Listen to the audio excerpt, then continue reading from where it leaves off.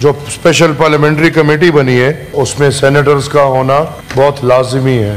Parties کی نمائندگی ہوگی لیکن یہ it's not a parties committee, it's a parliamentary committee. تو parliament means the upper house and the lower house, اور پھر اس میں دونوں کی شرکت ہونی چاہیے. سر یہ جو بات ہو رہی ہے, آپ ایک جرم کریں گے تو اس جرم کی آپ کو سزا ملے گی. اور یہ سر فلور کراسنگ 73 کے آئین میں آیا ہے, اور 73 کے بعد یہ واقعات کئی دفعہ ہوئے ہیں. جس نے فلور کراسنگ کی ہے وہ اس نے جو ووٹ دیا ہے یا جو ہوا ہے اس کو مانا گیا ہے, اس کے بعد اس کے خلاف کاروائی ہوئی ہے, وہی ہوئی ہوگی. یہ بالکل جو ہم دیکھ رہے ہیں اور جس کی وجہ سے ہمیں یا آپ کو یا حکومت کو مجبور ہو کے سپریم کورٹ کو کنٹرول یا قابو میں لانا پڑ رہا ہے, میں آسان الفاظ استعمال کروں گا, کیونکہ ایک عرصہ دراز سے عدالت اور عدلیہ کھلم کھلا ایک پارٹی کو اکراس دا وے جا کے آئین کے خلاف جا کے سپورٹ کرتی ہے. اور اس میں ہم نے دیکھا کہ آئین ری رائٹ ہوا کہ پنجاب میں وہ ووٹ بھی نہیں مانے گئے اور ان کے خلاف کاروائی بھی ہوئی. سر اٹس ویری سمپل, میں دوبارہ کہتا ہوں, کوئی ایک جرم کرے گا, ایک جرم مانا جائے گا, اس کی سزا ملے گی. جب ایک جرم آپ مانتے ہی نہیں ہیں تو پھر سزا کس چیز کی. سر اچھی بات ہے, اچھا وقت ہے, اور جتنا ہمیں بریفنگ ابھی تک ملی تو پبلک انٹرسٹ میں عدالتوں کو اور عدلیہ کی آئینی ترامیم آپ سب اور ہم سب لا رہے ہیں, اور یہ میرے خیال میں ایک بہت اچھی بات. لیکن سر پبلک انٹرسٹ, میں سمجھتا ہوں کہ پاکستان مسلم لیگ کی حکومت پبلک انٹرسٹ کو صرف کورٹس تک محدود نہیں کرے گی. اس سے آگے جا کے 18th امینڈمنٹ کے بعد ڈیولوشن آف پاور جو کہ بہت لازمی ہے, میں سمجھتا ہوں کہ پبلک انٹرسٹ میں پاکستان مسلم لیگ کی حکومت پاورز کو صوبوں کو حوالے کرے گی جو 18th امینڈمنٹ کے اندر آئے ہیں. میں سمجھتا ہوں کہ فورن پالیسی اب سے پبلک انٹرسٹ میں بننا شروع ہوگی, نہ کہ ایک خاص ادارے کے انٹرسٹ میں. فورن پالیسی بنی ہے اور بنتی رہے گی اور آگے بھی بنتی چلی جائے گی. میں سمجھتا ہوں کہ ہماری اکنامک پالیسی بھی اب ویسٹ سے ڈکٹیٹ نہیں ہوگی, بلکہ پاکستان کے پبلک انٹرسٹ کو مد نظر رکھتے ہوئے پاکستان مسلم لیگ کی حکومت اکنامک پالیسی لائے گی.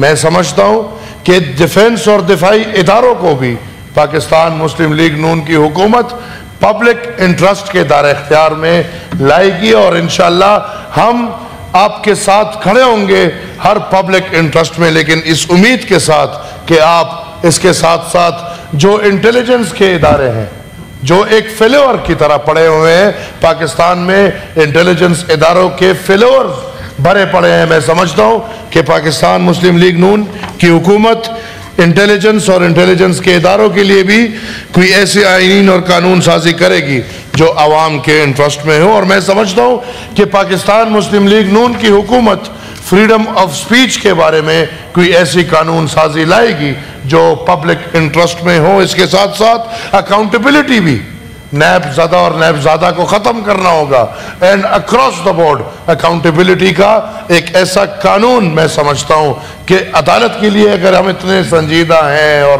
ہمیں عوام کی اتنی پبلک انٹرسٹ اور ہزاروں کیسز اور لاکھوں کیسز کی پڑی ہے, تو پبلک انٹرسٹ اس سے بہت بڑھ کے ہے, اور انشاءاللہ پاکستان مسلم لیگ نون کی حکومت ووٹ کو عزت دے گی اور ہم ان کے ساتھ انشاءاللہ کھڑے رہیں گے. میں سر ریکویسٹ کرتا ہوں, ہو جائے گا, یہ بھی ہو جائے گا, یہ قانون بھی آ جائے گا, اور انشاءاللہ پبلک انٹرسٹ کا قانون ہے تو پاس بھی ہو جائے گا. لیکن ہم 3 ہفتوں سے بس اسی قانون کا سن رہے ہیں اور آج آ رہے اور کل آ رہے ہیں. ہم بیچارے بھی پھنسے ہوئے ہیں, جا نہیں سکتے, کوئی اور کام نہیں کر سکتے. ہم تو پھر بھی قریبی ہیں, کوئی بلوچستان والے, سندھ والے بیچارے چھٹی کے دن میں ادھر پھنسے ہوئے. یہ قانون جلدی لے اور جلدی مکتا ہے, کیونکہ یہ قانون پبلک انٹرسٹ میں نہیں ہے, یہ قانون حکومت کے انٹرسٹ, اور حکومت کے انٹرسٹ کو مد نظر رکھتے ہوئے پبلک انٹرسٹ کی باتیں کوئی کر ہی نہیں رہا. پبلک انٹرسٹ کیا ہے؟ مہنگائی کا طوفان ہے. پبلک انٹرسٹ کیا ہے؟ ٹیکسز کی برمار ہے. پبلک انٹرسٹ کیا ہے؟ یوٹیلیٹی بلز کی بلاؤ کی طرح آنا جس کو غریب، امیر، روزگار والا، صنعتکار کوئی بھی نہیں پے کر پا رہا. میرے خیال میں ایک نیا منی بجٹ سننے کو ملے کے آ رہا ہے اور مزید ٹیکسز کی برمار آئے گی. اس قوم کے ساتھ آپ کیا کرنا چاہتے ہیں؟ سر، ٹیکسز لوگ لیتے ہیں اور ٹیکس ہر ریاست اور ہر ملک کی ضرورت ہے، کیونکہ اگر ایک ریاست، ایک ملک ٹیکس نہیں لے گا تو وہ کیسے چلے گا؟ لیکن سر، ٹیکس کے بدلے ریاست اپنے قوم کو وہ سارے فیسلٹیز دیتا ہے جو ایک باپ یا ایک ماں اپنے بچوں کو دے. ٹیکسز کی برمار ہے، عوام کو فیسلٹیز، ہیلتھ کی فیسلٹیز دے کے پورے پاکستان میں وہ افسوسناک ہے. آپ ایجوکیشنل فیسلٹیز دیکھیں پورے پاکستان میں، وہ افسوسناک ہے.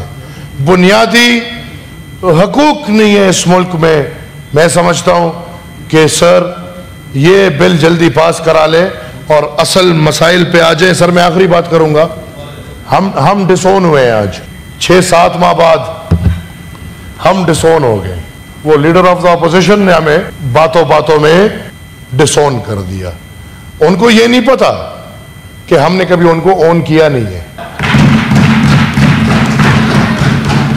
سر، آپ گواہ ہیں میرے اس بات کے کہ جب آپ نے کہا کہ 2 دن ہے آپ کے پاس اور 2 دن کے اندر اندر ہمیں لکھ کے بتائیں کہ آپ گورنمنٹ میں بیٹھنا چاہتے ہیں کہ آپ اپوزیشن میں، تو میں آپ کے پاس آیا کہ نہ سر، نہ ہم گورنمنٹ کا حصہ بننا چاہتے ہیں اور نہ اس اپوزیشن کا حصہ بننا چاہتے ہیں. لہٰذا میں نے اس اپوزیشن کا، لہٰذا ان کو ذرا بتائیں، انہوں نے آج جو تقریر کی وہ لیڈر آف دا اپوزیشن کی نہیں تھی، وہ leader of P T I کی. اپوزیشن لیڈر یہ نہیں کہہ سکتا کہ سر ادھر سے کرسیوں سے بندے اٹھاؤ ادھر بٹھا دو. اس کا کام ہے کہ ادھر جو بیٹھے ان کو اپنے ساتھ چلاؤ. لیکن بدقسمتی سے یہ لوگ نہ خود چل سکتے اور نہ کسی کو اپنے ساتھ چلا سکتے. سر، میں یہ بات کھول کے بولوں گا کیونکہ انہوں نے آپ کو کہا کہ ہمیں بلائیں تو پھر ہم الگ کہیں بات کر لیں گے. الگ کیوں بات کریں؟ ہم کوئی چوری نہیں کر رہے. ہم یہاں پہ کوئی دغا بازی کسی سے نہیں کر رہے کہ کوئی ہمارے سے چپ کے بات کرے، کوئی سامنے بات کرے. ہم میں غلطی ہو ہم ہمت رکھتے ہیں کہ ہم معافی مانگیں گے، ہم میں غلطی نہ ہو تو اگلے ہمت رکھیں کہ وہ اپنی حرکتوں پہ معافی مانگیں. تو سر، میں پھر آپ سے ریکویسٹ کروں گا کہ ہم نہ حکومت کا حصہ ہے. میں بطور عوامی نیشنل پارٹی کا پارلیمنٹری لیڈر یہ کہہ سکتا ہوں، مجھے دکھ ہے بلوچستان عوامی پارٹی پہ بچوں کے بھی میرے دکھ ہے. JUI بھی ہمارے ساتھ ادھر بیٹھی ہے، ان پہ بھی یہ صاحب اور صاحب کاف لیگ والے، ان سب پہ آج مجھے دکھ ہو رہا ہے کیونکہ ہم ڈس اون ہو چکے ہیں. لہٰذا میں کلیئر کر دوں کہ ہم نے کبھی اون کیا نہیں ہے. ہم آج بھی آپ سے ریکویسٹ کرتے ہیں کہ ہم نہیں بیٹھنا چاہتے اس اپوزیشن کے ساتھ. ہمیں بالکل الگ بٹھائیں. ہم نہ حکومت کا حصہ ہے نہ اس اپوزیشن کا حصہ ہے.